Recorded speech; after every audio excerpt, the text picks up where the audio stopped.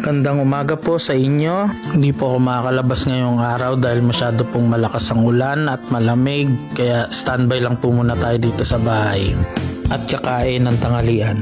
Ang ulam po natin ngayong araw ay ginataang baby shark. Yes, opo, tama po kayo nang narinig. Pating po yan na ginataan.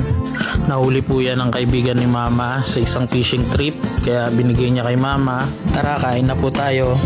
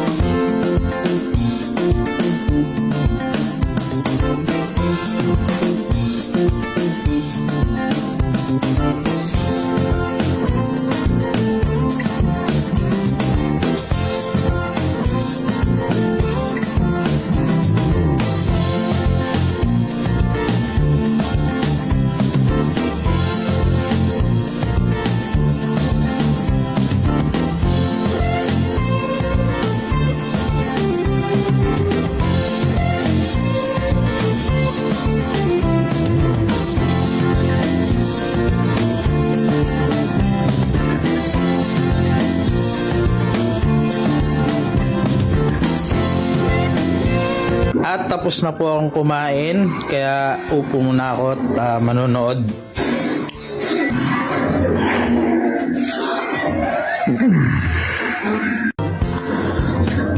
Salamat po sa panonood. Hanggang sa muli, Modja!